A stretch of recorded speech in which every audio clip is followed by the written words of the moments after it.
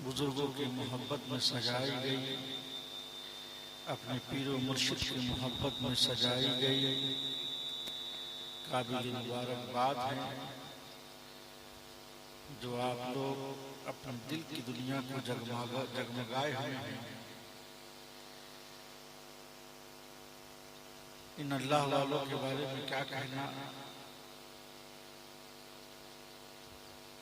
सिर्फ यही कहूँगा कि हजरात, इश्क और मोहब्बत की बेपनाह ताकत और उसका लुत्फ का अंदाज हमें हो कि ना हो, लेकिन ये नफूसे कुदसिया अच्छी तरह जानते हैं, जिसकी मोहब्बत की चाशनी का मजा चख चुके हैं, जिसकी मोहब्बत की दौलत लाजवाल लेकर के इस दारे फानी से मुल्क के जावेदानी की तरफ सफर कर चुके हैं, जो आयत करीमा युहब्बुकुमुल्लाह की बुए मुश्त खुशगवार सुन चुके हैं, जो आज भी हयात है और सुबह कयामत तक हयात है,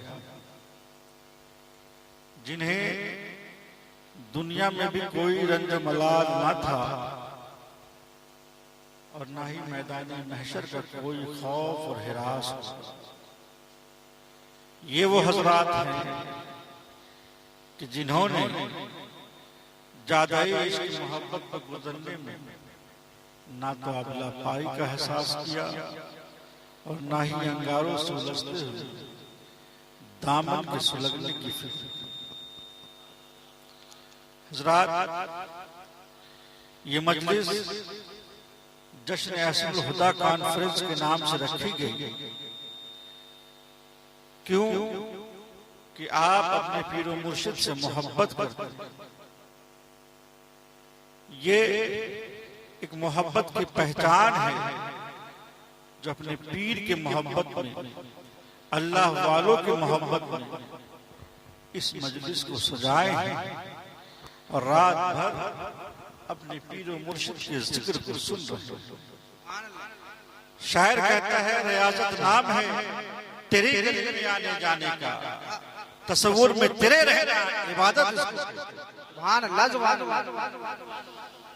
हजरात, आप सुन चुके हैं कि आज ये मोहब्बत आप पेश कर रहे हैं, ये अकीदतें पेश कर रहे हैं, अपने मुर्शिद की मोहब्बत को इजहार कर रहे हैं, इसका बदला इंशाअल्लाह जन्नत ही हो। सुभान अल्लाह। तो मेरे आका फरमाते हैं, अल मरउ मा मन अहब्बा, हर इंसान का हश्र उसी के साथ होगा जिससे वो मोहब्बत करता है। और आज आप मोहब्बत का इजहार कर रहे हैं, मोहब्बत दिखा रहे हैं और बता रहे हैं कि हम अपने पीर व मुर्शिद से कितनी मोहब्बत। सुभान अल्लाह, सुभान अल्लाह। हम लोग अल्लाह वालों से मोहब्बत करने वाले हैं, गौसे पाक से मोहब्बत करने वाले हैं, गरीब नवाज से मोहब्बत करने वाले हैं, औलिया इकराम से मोहब्बत करने वाले हैं, और जो जिससे मोहब्बत करता है उसका हश्र कल क़यामत में उसी के साथ। सुभान अल्लाह। नारे तकबीर, नारे रिसालत, मसलके आला हजरत, खानकाहे पीर शरीफ, बारगाहे पीर शरीफ, नारे तकबीर। जिनका हश्र अल्लाह वालों के साथ होगा, इन वलियों के साथ होगा, फिर कल क़यामत में किस बात का खौफ होगा, किस बात का गम होगा? क्योंकि इन्हीं अल्लाह वालों के बारे में कुरान फरमाता है, अला इन्ना औलिया अल्लाह ला खौफुन अलैहिम वला हुम यहज़नून। अल्लाह के वली वो हैं जिन पे न कोई खौफ है न कोई गम है। जब कल क़यामत में ये बेखौफ बेगम होंगे, इनके मानने और चाहने वाले भी कल क़यामत। सुभान अल्लाह, सुभान अल्लाह। नारे तकबीर, नारे रिसालत, हुजूर सैयदी फैज़ानुल हुदा कादरी, सरकार ज़मानुल हुदा कादरी, खानकाहे पीर शरीफ, नारे तकबीर। इन्हीं अल्लाह वालों के बारे में मेरे रब ने फरमा दिया, हदीस कुदसी है, मन आदाली वलियन फक़द आज़नतु बिल हर्ब। जो शख्स मेरे किसी वली से दुश्मनी रखता है, मैं उससे ऐलाने जंग करता हूं। अगर जो कहे कि मैं अल वली को नहीं मानता, बुजुर्गों को नहीं मानता, तो समझ जाइए कि उसने अपनी लड़ाई अल्लाह से ले रखी है। मेरे रसूल फरमाते हैं, जो शख्स मेरे दोस्तों से दोस्ती और मेरे दुश्मनों से दुश्मनी नहीं करता, वो मेरी रहमत हासिल नहीं कर सकता, वो मेरी रहमत से दूर रहेगा, बहुत दूर रहेगा। काबिल मुबारकबाद है आप पे जितना रश किया जाए कि आपने अपना हाथ अल्लाह वालों के हाथों में दिया, रिजवानुल हुदा के हाथों में दिया, एहसानुल हुदा के हाथों में दिया। गोया ये सिलसिला गौसे पाक तक पहुंच जाता है और गौसे पाक से होते हुए इमाम हुसैन तक पहुंचता है, इमाम हुसैन से होते हुए हजरत अली रसूल पाक से रब्बे करीम तक पहुंच जाता है। क्योंकि मेरे रब फरमाता है, यदुल्लु फौका यदिही, ऐ महबूब, जिसने आपके हाथ में अपना हाथ दिया, गोया उसने अपना हाथ मेरे हाथ में। सुभान अल्लाह, सुभान अल्लाह। नारे तकबीर, नारे रिसालत। जब हमने अपना हाथ इन बुजुर्गों के हाथ में दे दिया, तो इंशाअल्लाह ये कल क़यामत में ये आग हमारे हाथों को नहीं जला सकती। हजरत मालिक बिन दिनार, जो बहुत बड़े वली अल्लाह वाले, एक मरतबा एक आतिश परस्त को दावत इस्लाम देने के लिए पहुंचे। एक आतिश परस्त को हक की दावत देने के लिए पहुंचे। एक आतिश परस्त के पास वो बताने के लिए पहुंचे कि हक और बातिल क्या चीज है। हजरत मालिक बिन दिनार ने उस आतिश परस्त से कहा, ऐ शख्स, तुमने 70 साल तक इस आग की परस्तिश की है, आओ अब आखिरी वक्त में कलमा पढ़ लो, मेरे रब का इकरार कर लो, मेरे रब की वहदानियत का इकरार कर लो, मेरा रब तुम्हें माफ कर देगा, तुम्हें जन्नत में भेज देगा। वो आतिश परस्त कहता है, क्या गारंटी है कि मैं आपके रब का कलमा पढ़ लूं और आपका रब मुझे बख्श देगा। मैंने जिसकी परस्तिश की है, जरूरी है कि यही मेरी बख्शिश करा दे।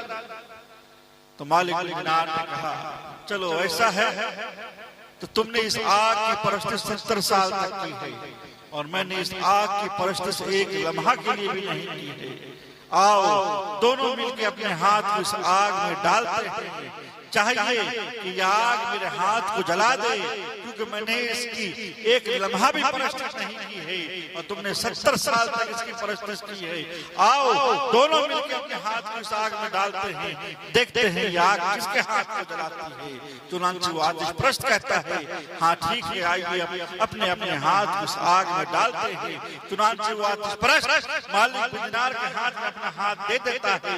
मालिक बिन दिनार अपने हाथों को रस्सी से बांध देते हैं, फिर अपने दोनों मिलकर हाथ को आग में डालते हैं। कुछ देर आग में रखे रहते हैं, फिर आग से हाथों को निकालते हैं, देखते हैं कि मालिक बिन दिनार का हाथ भी सलामत है और उस आतिश परस्त का हाथ भी सलामत है। आतिश परस्त खुश होता है कि देखो आग ने मेरे हाथ को नहीं जलाया, चुनांचे मैं हक पे हूँ। मालिक बिन दिनार गमगीन होते हैं, दिल ही दिल में अल्लाह से फरियाद करते हैं, ऐ मालिक ये क्या मामला है कि मैं तो तेरी इबादत करता हूँ, मैं जानता हूँ ये झूठा है, मैं जानता हूँ ये बातिल है, लेकिन तूने इसके हाथ को क्यों नहीं जलाया। रब तबारक व तआला उनके दिल में इल्का डालता है, उनके दिल में ये खबर पहुंचाता है, ऐ मालिक ठीक है, मैंने उसके हाथ को आग से नहीं जलाया और तुम्हारे हाथ को भी आग से नहीं जलाया। तुम्हारे हाथ को आग से इसलिए नहीं जलाया क्योंकि तुम मेरी इबादत करते हो, लेकिन उसके हाथ को आग में इसलिए नहीं जलाया, क्यों?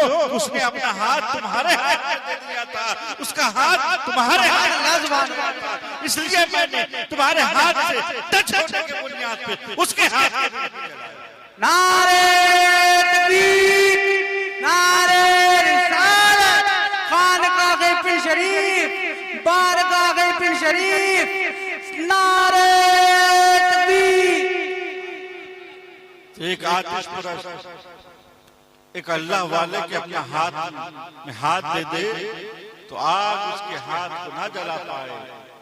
और हमारा तो ये हाल है कि हम तो अल्लाह को मानने वाले हैं, रसूल को मानने वाले हैं, औलिया इकराम को मानने वाले हैं, और हमने भी अपना हाथ इन अल्लाह वालों के हाथ में दे दिया है। इंशाअल्लाह कल क़यामत में हम भी जहन्नम की आग से दूर रहेंगे और इन्हीं बुजुर्गों के साथ, इन्हीं अल्लाह वालों के साथ जन्नत में जाते हुए नजर आ रहे हैं। आज एक बात बोलता चलूं, बहुत से लोग बोलते हैं कि पीर के आसपास डोलने से क्या फायदा, पीर के आगे पीछे करने से क्या फायदा।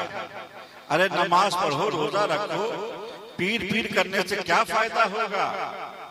तो सुन लीजिए, पीर पीर लोग इसलिए कहते हैं कि यही पीर दीन और शरीयत पे चलने का तरीका बताता है, अल्लाह और उसके रसूल से मोहब्बत करने का तरीका बताता है।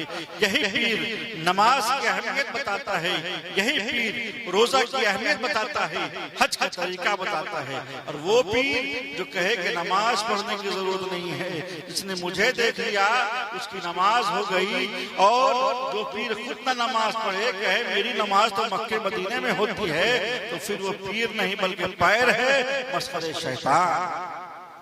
और जो लोग इन अल्लाह वालों से दूर रहते हैं, ये पीराने निज़ाम से दूर रहते हैं, तो फिर ये शैतान के चुंगल में फंसते चले जाते हैं, इनके ईमान को लूट लेता है, इनको गुमराह कर देता है, भटका देता है। बहुत से ऐसे शख्स को देखता हूँ, वो कहता है पीर वगैरह कोई काम नहीं देंगे, जो मांगना है अल्लाह से मांगो। तो मैंने ऐसे ही शख्सों को देखा है कि कभी वो